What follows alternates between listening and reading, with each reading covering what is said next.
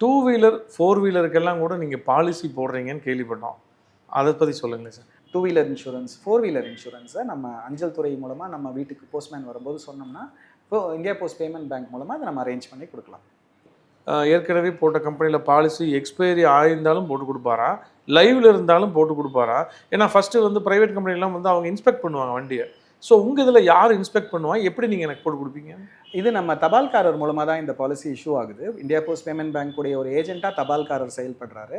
உங்கள் வீட்டுக்கு தபால்காரர் வரும்போது எனக்கு இந்த டூ வீலர் இன்சூரன்ஸ் எடுக்கணும், இல்லை கார் இன்சூரன்ஸ் எடுக்கணும், பாலிசி எக்ஸ்பைரி ஆகிருக்குன்னா கூட அவர் அந்த இன்ஸ்பெக்ஷன் வேலையை போஸ்ட்மேன் மூலமாக பண்ணி மொபைல் ஆப் மூலமாகவே அவர் ஃபோட்டோ கேப்சர் பண்ணி முடிச்சு கொடுத்துருவாரு.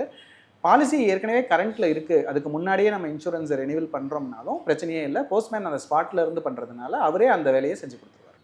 ஸோ நீங்களும் கண்டிப்பாக இந்த ஒரு விஷயத்தை தெரிஞ்சுக்கணும். ஏன்னா நம்ம டூ வீலர் ஃபோர் வீலர் எல்லாமே வந்து ஏதாவது பெட்ரோல் பங்க்கில் வந்து நம்ம இன்சூரன்ஸ் பாலிசி போடலாம்னு நினைப்போம்.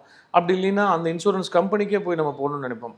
ஆனால் உங்கள் வீட்டுக்கு உங்கள் டோர் ஸ்டெப்பில் உங்களுடைய ரொம்ப பழக்கமான உங்கள் ஏரியா போஸ்ட்மேன் வந்து உங்களுக்கு இந்த டூ வீலர் ஃபோர் வீலர் பாலிசியை வீட்டுக்கே வந்து போட்டு கொடுக்குறாரு அப்படிங்கிறது கூடுதல் தகவல்.